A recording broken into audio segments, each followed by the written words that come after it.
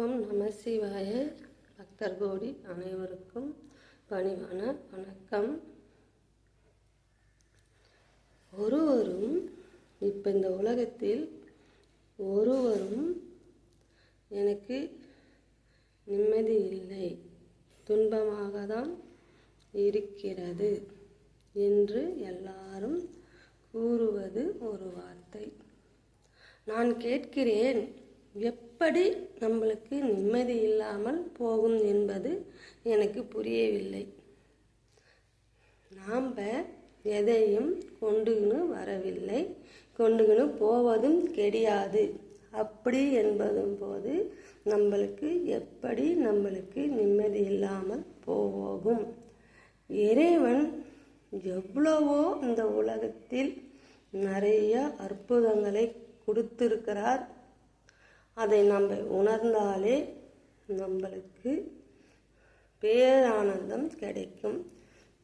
இது ஒருவரும் புரிந்து கொள்வது கிடையாது. எவ்வளவோ அற்புதங்களை கொடுத்திருக்கிறார். நான் ஒரு விஷயமும் சொல்லும் பொழுது இறைவன் சிவபெருமான் இந்த உலகத்தில் எவ்வளவோ ஒரு அற்புதங்களை கொடுத்திருக்கிறார்.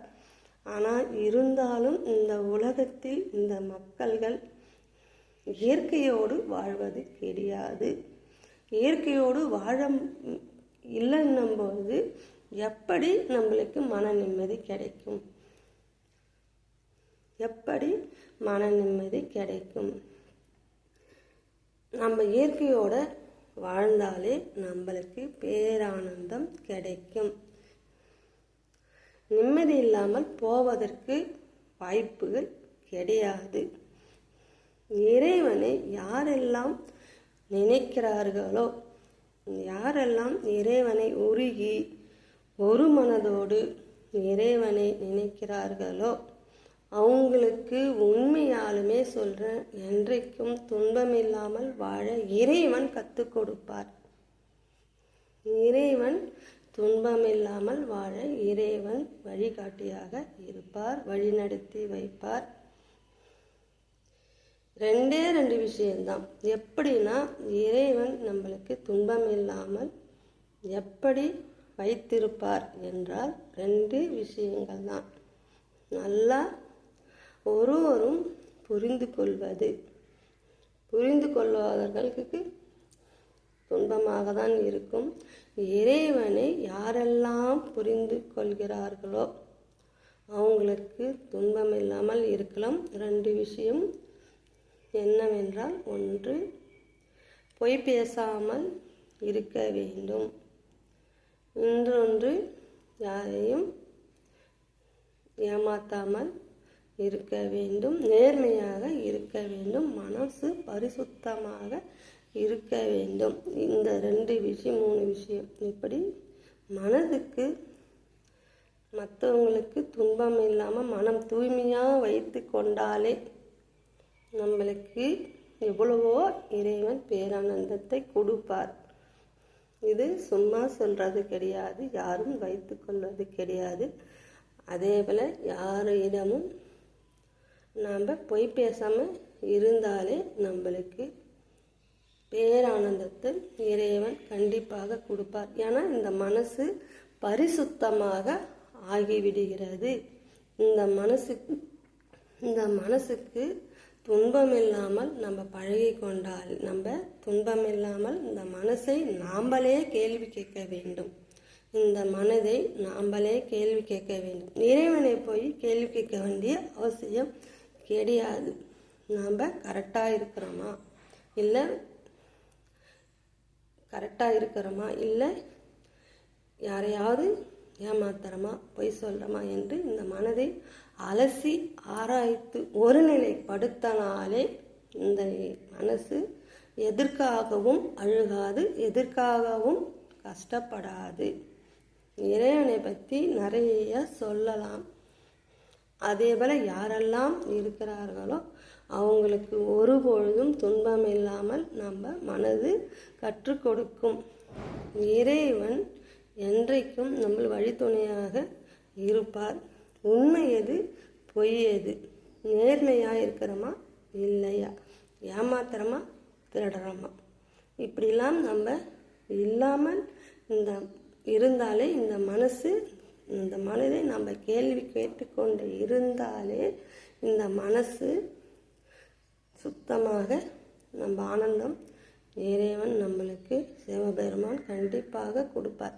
இது ஒரு விஷயமும் சிவபெருமான் எதுக்கு கஷ்டத்தை கொடுக்குறாருனாக்கா என்றத்துக்காக கொடுக்குறாருன்னா, இப்போ நம்ம வீட்டில் ஒரு குழந்தை இருக்கிறாங்க இல்லையா, தப்பு செய்தால் அடிக்கிறோம், அந்த பிள்ளை கேட்காது, திரும்பவும் தப்பு செய்தால் அடிக்கிறோம், அப்பையும் கேட்காது, திரும்பவும் தப்பு செய்கிறோம். அப்போ தான் அந்த பிள்ளை ஏன் நம்ம அம்மா நம்மளை திரும்ப திரும்ப அடிக்கிறார் என்று சில நேரமாவது உணருவார்கள். அந்த உணர்ந்து புரிந்து கொள்வது அவர் எப்போ நினைக்கிறார்களோ அப்போ அவருக்கு நல்ல ஒரு வழித்துணையாக அவருக்கு வாய்ப்பு கிடைக்கும். அதிலிருந்து அவர் மீட்டு வெளியே வரலாம். அதே போல தான் நம்மளுக்கு இறைவன் ஒரு தடவை, 2 தடவை, 3வது தடவையும் நம்மளுக்கு சோதனை மேல் சோதனையை கொடுப்பார். நம்ம இறைவன் ஏன் சோதனை கொடுக்கிறார் என்று நம்ம மனசால புரிந்து கொள்ள வேண்டும். இந்த மனது மூலயமாக புரிந்து கொள்ள வேண்டும். இந்த மனசை ஆராய்ஞ்சி நம்ம சரி செய்ய வேண்டும். உண்மையா இருக்கிறோமா, இல்லை நேர்மையா இருக்கிறோமா, இல்லை நேர்மையா இல்லாமல் இருக்கிறோமா, நிறைய பேசலாம், எவ்வளவோ பேசலாம். அதே போல் நம்ம மனதை கேள்வி கேட்டுக்கொண்டாலே இறைவன் சிவபெருமான் கண்டிப்பாக ஒவ்வொருவருக்கும் நல்ல விஷயங்களை கொடுப்பார். நம்ம சிவபெருமான் எப்படி தாண்டவம் ஆடுகிறார்களோ அந்த தாண்டவத்தை நாம்பளும் இல்லறத்தில் நாம்பளும் ஆடலாம். நம்மளுக்கு அவ்வளோ பெரிய ஆனந்தத்தை இறைவன் கண்டிப்பாக கொடுப்பார். புரியுதுங்களா? யாருமே கஷ்டப்பட வேண்டிய அவசியம் இருக்காது. ஒருவரும் புரிந்து கொள்வது இறைவனை தெளிவாக மனம் சிந்தனை கூர்மையாக இறைவன் யான் நம்மளுக்கு தொல்லை கொடுக்கிறார், எதற்காக தொல்லை கொடுக்கிறார் என்று புரிந்து கொண்டாலே நம்மளுக்கு நிச்சயமாக பேரானந்தத்தை இறைவன் கண்டிப்பாக நிச்சயமாக உண்மையாக கொடுப்பார். இப்போ நிறைய பேர் கஷ்டப்படுகிறது புரிந்து கொள்ளாமல் மேலும் மேலும் தவறான சிந்தனை மனதில் போட்டு குழப்பி கொண்டு இருப்பதால் தான் இறைவன் நம்மளுக்கு தொல்லையை கொடுக்கிறார். இது யாரெல்லாம் இருக்கிறாங்களோ இல்லையோ எனக்கு தெரியாது. நம்ம எதுவும் கொண்டுன்னு வருவதும் கிடையாது, கொண்டுன்னு போவதும் கிடையாது, எதற்காகவும் கஷ்டப்பட வேண்டிய வேலையும் கிடையாது. அப்படி என்று யாரெல்லாம் இருக்கிறார்களோ அவங்களுக்கு உண்மையிலே நிச்சயமாக ஆனந்தம் கிடைக்கும். இது நிறைய சொல்லலாம். இறைவன் போதின்ற மனம் யாருக்கெல்லாம் இருக்கிறதோ கண்டிப்பாக இறைவன் சிவபெருமான் நம்ம மனதை சரி செய்து வைத்தாலே பேரானந்தம் கிடைக்கும். ஓம் நம சிவாய.